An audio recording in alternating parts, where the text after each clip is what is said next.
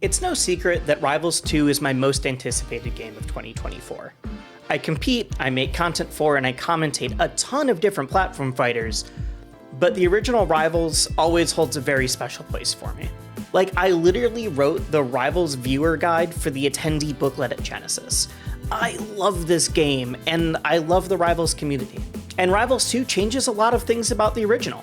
I'm not at all surprised that some people are absolutely losing their minds in excitement, or that some people are super cautious about any changes to a proven, stable formula. If you're totally unfamiliar with Rivals, one, thank you. I don't know how you got here, but that's cool. Rivals is a platform fighter, and Rivals 2 is a sequel to that. Platform fighters are the genre that's kinda like Smash Bros, but that's a whole different topic for a whole different video. So after being lucky enough to get some extended hands-on time with the pre-alpha build for Rivals 2, what do I think? There's definitely things that need to be fixed up, but I'm incredibly excited about the future for this game, and I'm gonna dive into the whats and whys of both sides of that coin. Okay, so exactly what I got to play. Aether Studios provided me with a content creator pre-alpha build of Rivals 2. It's what you've been seeing on streams if you've been watching like Mango or Void or Joshman or any of those guys.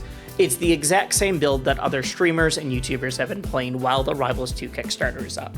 They explicitly said just give your thoughts and opinions, doesn't need to be good or bad, but I want to let you know that I was given that code. As of the time of writing this script, I have 10 hours logged so far. And to be perfectly clear, this is a pre-alpha build. There's no online play and no single-player game modes. The UI, sound effects, and menus aren't finished. A lot of those are actually just placeholders. It's not even in progress UI yet. A lot of the standard features are just missing. I'll be bringing up relevant pros and cons when applicable, but we gotta be on the same page here. It's pre-alpha. It is not a scathing criticism if a menu is wonky, but I will mention when something doesn't work right. Let's start with some negatives before I move on to the positives. Yeah, the menus are wonky. That was not a theoretical point. Box feels good in game, but like I can't get to the button to turn myself off of the thing right now. The game didn't really seem to handle stick dead zones correctly, but especially noticeable on the character and stage select screens. A lot of my friends that were playing on different controllers, I had folks playing on GameCube, Xbox, and then I myself was on a box controller. They all mentioned that it felt clunky when trying to pick your characters or trying to pick the stages, changing your control schemes, etc. Because I was playing on box, it just straight up does not work in the menus sometimes. I had to fight the game to click on anything. Just from like the 2 games I've played, it feels pretty damn good. Yeah. Mm-hmm. I mean, I think about this. That's why I was saying it's hilarious to me when people are like, is it polished? I'm like, well, I can't control the menu. Yeah. But in-game feels great. Like, I have never played a game before where the in-game feels immaculate and the menus feel god-awful. It was very weird, actually. Like, going from phenomenal control and buttery movement to, oh, I can't pick my character on the screen. In addition to some of the menu calibration issues, there's definitely some clarity problems in the game itself as well. Stuff that I'm sure will be fixed, but it's definitely worth noting. For character mechanics that are unclear, Fleet's dice have been one of the most asked about things in any chat or stream I've been in. It's very unclear for both players and viewers. The actual mechanic, the way the game controls, is really cool, it feels great in-game, but it is not obvious what's happening. So here's the lowdown. By spending a resource, Fleet can power up her arrow attacks and place the timed explosion on her opponent if it connects. So that dice that you see there, that's just a counter. It goes up to 6 at the maximum amount of power-ups you can have, and it goes down to 0, where you just don't have any more resources and you need to collect more. The dice actually has nothing to do with randomness. There's no RNG here. But everyone sees dice. In your game design brain, we have been trained that dice always means random. I don't blame anybody. I thought that myself until it was explained to me. Like I said, feels great in game. I would not at all be surprised if that's one of the first things that gets changed from this.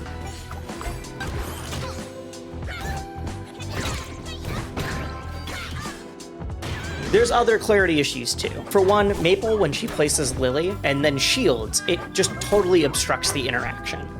Raster's pummel special isn't obvious that it places you on a platform, and I couldn't tell what options I could use because I didn't know if I was grounded or not. The other really big one, in addition to a lot of other small things that are like the ones I just mentioned, the other big one is just the camera. When you're playing, normally it feels fine, but it definitely moves a little too much. It's something that when people were playing, they said it felt normal. When people were watching, they said it was a little disorienting. But there are times where even while you're playing, the camera is getting in the way.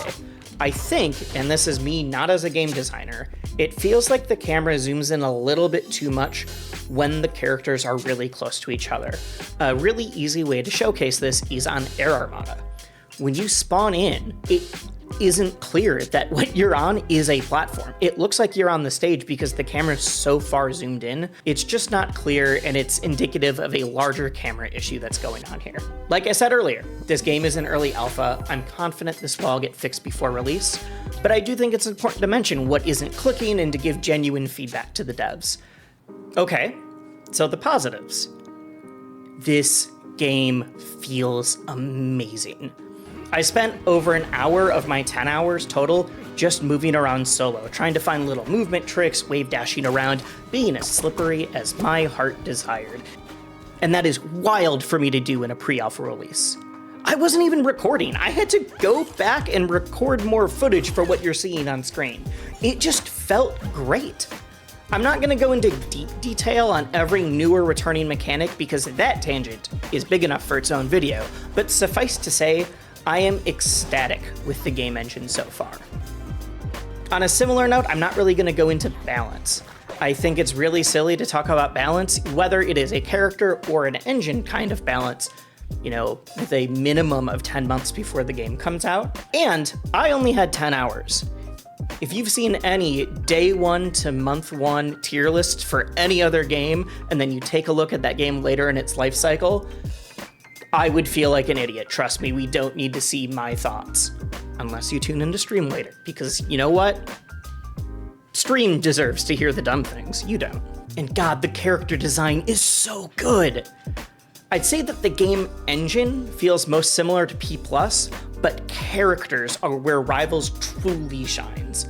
In fact, I think a lot of what people attribute to Rivals game feel is more specifically Rivals character feel. And I am happy to report that everyone feels fantastic. The returning characters remain true to their Rivals 1 counterparts, even while adding in the tweaks and flair of new mechanics, like grabs or ledges or anything like that. Don't worry, Crag still feels like Crag, even with grabs and ledges. I don't think you should be allowed to say that you played the game if you didn't file your taxes with You it. have to legitimately. Oh, I got comboed so hard. Nair into down air still works. Oh, that's There's a lot of smart decisions the team made with how to fuse those new mechanics with the characters too. Special getups, pummels, and ledge options are all brand new and all feel inspired. I've never even considered those for a platform fighter before, and now I'm shocked I haven't because of how seamlessly they fit into the Rivals 2 experience. A small touch I love is that these aren't all offensive either, like you consider for regular get-up attacks, pummels, or ledge specials. Some attacks are defensive. Other provides the characters resources. It really pushes the risk-reward of what you're going for, and it's a really cool way to push each character's personality and playstyle just a little bit further. Every time I stopped and thought, wait, I wonder if that works, it just did, which is an incredible accomplishment. Yeah, there's some janky hitboxes, but like, throw the seed again. So that one throws it like sideways. Here's the question, put Lily here and put Terry here. Oh, I love what you're saying. Yes, can you Rube Goldberg this shit? Can we do a nice, good machine going? Okay, now throw the seed. Yeah! If you pick up Cleet's arrow, you get your resource back. If you pick up your opponent's arrow while you're in the Ditto, you also get the +1 resource. Maple can tether to Terry to aid in recovery. Now that the game has grabs, using Crag's rock pull when you're close to an opponent is a context-sensitive command grab, instead of always making a boulder. We got cubes. Throws that slam someone into the ground, dump them off stage if you're close enough. And like, so many more. I could have just listed this kind of stuff for 10 minutes, but I'm not gonna do that to you guys. The little touches don't end there though. The art, while unfinished, is already oozing with personality. Alt skins don't just look great, they change the effects going on with each character. My favorite is Fleet's bow and arrow being turned into a squirt gun with Nerf arrows. Crag's scarab skin has beetle pillars and rock, and the Thievius raccoonus maple skin adds hats to all the plant buddies. I don't care how much you call it Bandit Maple, we all know what's going on here. Between those and the final stock iteration of the Etherean Forest, I'm confident we're in for a visual treat once the game is finished. I'm not doing a rank or a score for this because, one, boiling down subjective pros and cons to a numerical score always feels a little weird, and two, why on earth would I be reviewing a pre-alpha build with placeholder UI and missing features? But what you should know is this. I have never been so excited for a Platform Fighter's public release before. There's definite issues with the game as it currently stands, but I trust the team to take that feedback to heart. No! No! Get down there. No! And the core gameplay of Rivals 2 feels fantastic, jank and all. I'll take a game that feels incredible over a game that looks incredible any day of the week. And based on the flashes of brilliance we've seen already, I think we're in for both. If you're excited about Rivals 2 after watching this, one, go support the Kickstarter. It's still up for about a week and a half, depending on how long this video takes to edit. Also, I'm making a video about diving into the new mechanics, how they work, and how they're different from Rivals and Smash. It'll be great for someone who's checking out the game from a different platform fighting background. If that video is done when you're watching this, it'll be linked right here. But it's not coming out before this, so you gotta wait a sec. And if not, check out this other video where I had Penguin, one of the top Rivals players of all time, fight through every single rank in Rivals, all without the B button.